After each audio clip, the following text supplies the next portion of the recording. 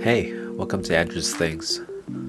I totally forgot to show what the rest of this project looks like, so here it is.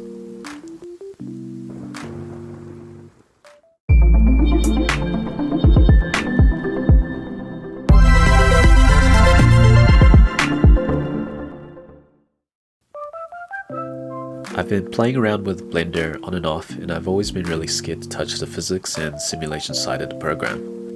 I've seen other people play around with the rigid body sims, and I thought I'd give it a go too. Here I've got a whole bunch of random objects that have the rigid body physics enabled. Most of these random shapes are just primitives that I've modified in some ways, like joining the caps together or pulling in one of the loops. There was a lot of fiddling around with the values and also moving objects around until they were bouncing around in a way that I was happy with. In the middle, I've got a force field sucking everything in and a vortex that spins everything around just a little bit. Then I went to the Scene tab, baked the rigid body world so I didn't have to recalculate every time I wanted to view it.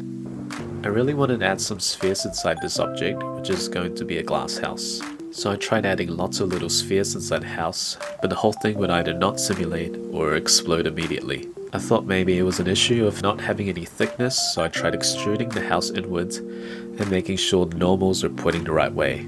But that didn't work either.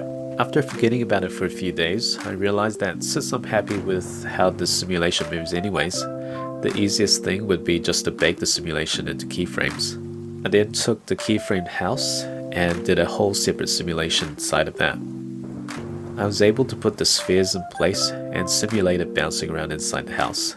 Then I baked the keyframes for those two and I pasted it back into my main scene. I had all the pieces I needed, so I added some shading, and you can tell how much I like using that terrazzo style texture. Then I set it up for denoising in the compositor and gave it a render.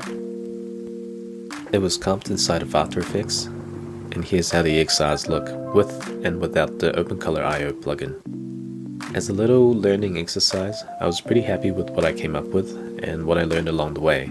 Looking back, some of the rigid body settings definitely needed to be set to mesh instead of convex hull, and that would have probably fixed some of these rogue bounces. Also, the AI denoising doesn't really play nice with objects inside another mesh. But all in all, I'm super happy that I finally learned how to composite Blender passes in After Effects, and hopefully that'll make me use them more in the future. Thanks for watching. I'll see you guys next time.